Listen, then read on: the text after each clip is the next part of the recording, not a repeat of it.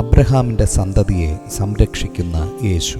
എബ്രായർക്ക് എഴുതിയ ലേഖനം 2-ാം അധ്യായം 16-ാം വാക്യം. ദൂതന്മാരെ സംരക്ഷണ ചെയ്യുവാനല്ല, അബ്രഹാമിൻ്റെ സന്തതിയെ സംരക്ഷണ ചെയ്യുവാനത്രേ അവൻ വന്നത്.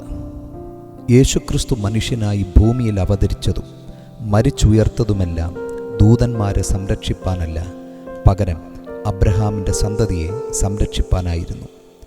മനുഷ്യരുടെ സഹായത്തിനായി ക്രിസ്തു ഒരു ദൂതനായിട്ടല്ല, മനുഷ്യനായിട്ടാണ് വന്നത്. അബ്രഹാമിൻ്റെ മക്കൾ എന്നത് അബ്രഹാമിൻ്റെ അക്ഷരീക സന്തതികളാണ്, അഥവാ അവർ യഹൂദന്മാരാണ്.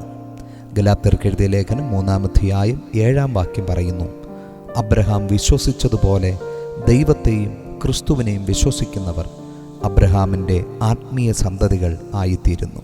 അബ്രഹാമിൻ്റെ പ്രവൃത്തിയെ അനുകരിക്കുന്നവരും അബ്രഹാമിൻ്റെ മകൻ എന്ന് വിളിക്കപ്പെട്ടിട്ടുണ്ട്. ലൂക്കോസ് എഴുതിയ സുവിശേഷം 19-ാം അധ്യായം 9-ാം വാക്യത്തിൽ സക്കായിയുടെ വിശ്വാസം നിറഞ്ഞ പ്രവൃത്തി കർത്താവ് കണ്ടിട്ട് ഇവനും അബ്രഹാമിൻ്റെ മകൻ എന്ന് കർത്താവ് പറയുവാനിടയായി.